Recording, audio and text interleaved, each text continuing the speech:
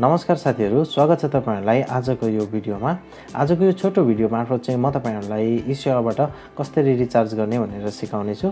त आउनुस् भिडियो सुरु गरौँ।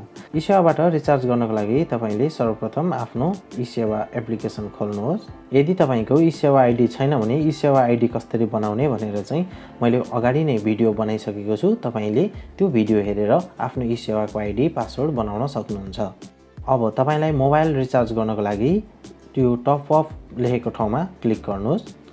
यहाँ क्लिक गरिसकेपछि तपाईलाई यहाँनेर चाहिँ तपाईले अब आफ्नो मोबाइल नम्बर राख्नुहोस्। कुन नम्बरमा रिचार्ज गर्न चाहनुहुन्छ। मोबाइल नम्बर राखिसकेपछि तपाईलाई कुन एन्सल एनटीसी के हो त्यो यहाँ अटोमेटिकली सिलेक्ट हुन्छ। त्यसपछि कति रिचार्ज गर्न चाहनुहुन्छ त्यो राख्नुहोस्। यहाँ म तपाईहरुलाई देखाउनको लागि 50 रुपैयाँको रिचार्ज गरेर देखाउँदै छु। यहाँनेर अमाउन्ट राखिसकेपछि प्रोसेसमा क्लिक गर्नुहोस्।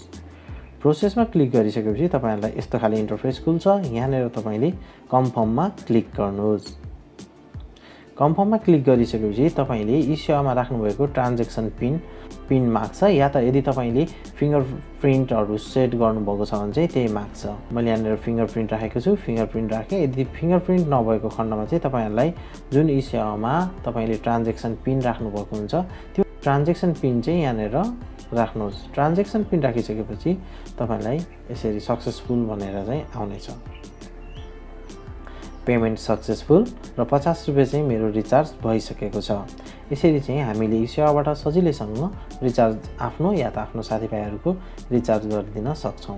त्यस्तै तपाईहरुले यहाँबाट बिजुलीको बिल, खानेपानीको बिलहरु पनि यस्तै तरिकाले एकदमै सजिलो तरिकाले तिर्न सक्नुहुन्छ। हस् त आजको भिडियोमा यति नै। फेरि अर्को यस्तै जानकारीमूलक भिडियोको साथमा उपस्थित हुने नै छु। तबसम्मको लागि बाइ बाइ।